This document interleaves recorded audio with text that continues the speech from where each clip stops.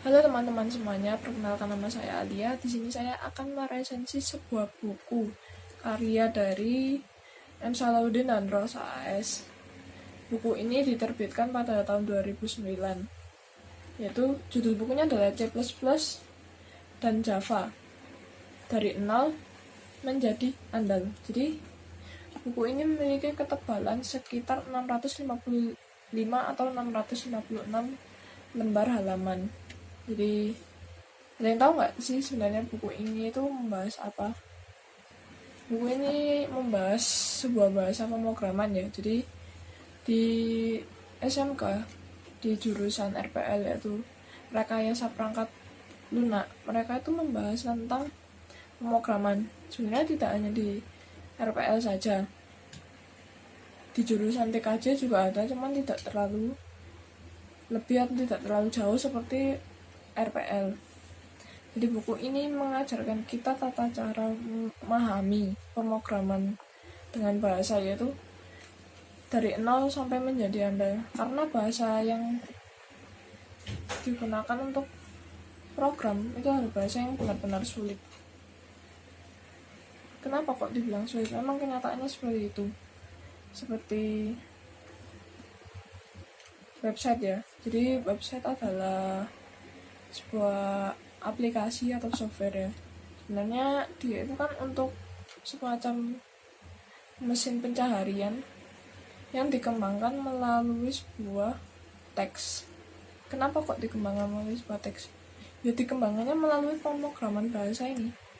Jadi pertama dia itu dari sebuah pemrograman terlebih dahulu diprogram dengan bahasa komputer, lalu dia menjadi sebuah aplikasi atau software yang bisa digunakan untuk melakukan apapun. Jadi di buku ini menjelaskan tata cara membuat atau mempelajari bahasa pemrograman mulai dari awal sampai kalian bisa.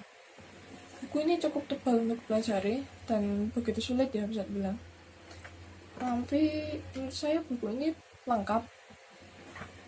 Tidak hanya itu, mungkin orang-orang kan mesti banyak yang bosan ya membaca buku setebal ini karena bahasanya yang bisa dibilang bahasa komputer yang atau bahasa algoritma yang sulit, lalu bisa dibilang agak berbelit ya.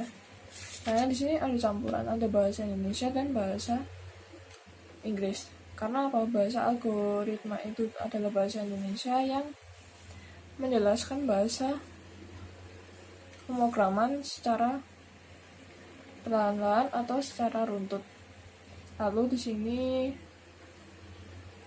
cukup sulit ya karena banyak sebuah tanda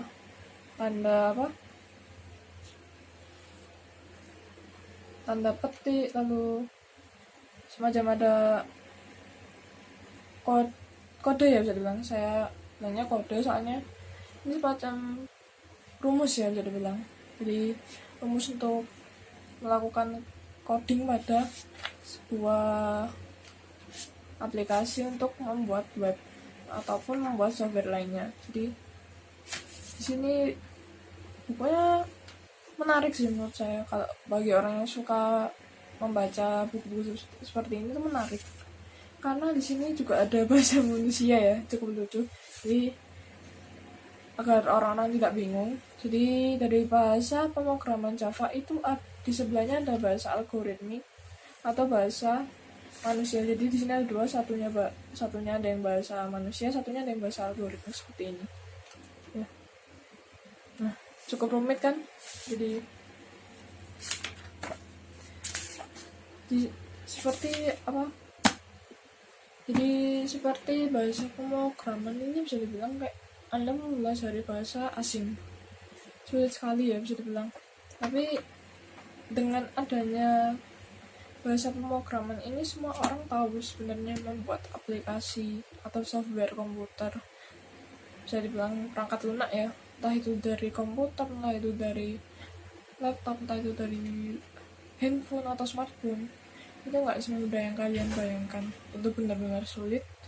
Makanya kenapa kok orang yang mempelajari atau yang memiliki ilmu seperti ini dan bekerja di bidang seperti ini, yaitu bidang pemrograman ataupun bidang perangkat lunak itu biasanya memiliki gaji yang besar.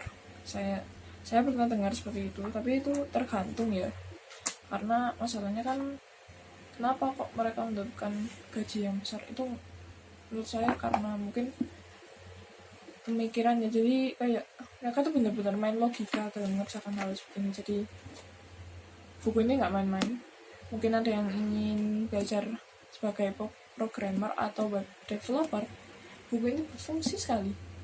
Dan saya sarankan, mungkin ada yang merasa bosan, sebenarnya buku ini menurut saya menantang ya untuk para pembaca agar bisa berimajinasi bagaimana, seperti apa itu web dan lain-lain. Dan setelah itu buku ini kayak mendorong kita untuk membaca sebenarnya. Tapi kadang setiap orang berbeda-beda ya seleranya, jadi mungkin ada yang merasa buku ini terlalu tebal gini-gini. Ini tergantung orangnya. Jadi esensi tentang buku ini menurut saya itu, buku ini menarik buat saya. Jadi saya benar-benar kagum ya. Dan sebenarnya ini bukan buku pribadi saya, ini punya kakak kelas saya pinjam. Soalnya saya tertarik sekali ya terhadap buku ini. Jadi seperti ini bukunya ada, bahasanya bisa bilang ribet sekali ya. Halo ya, jadi sampai di sini ya resensi yang saya lakukan. Saya mohon maaf apabila ada ucapan atau kata-kata yang berbelit-belit. Terima kasih sudah menonton.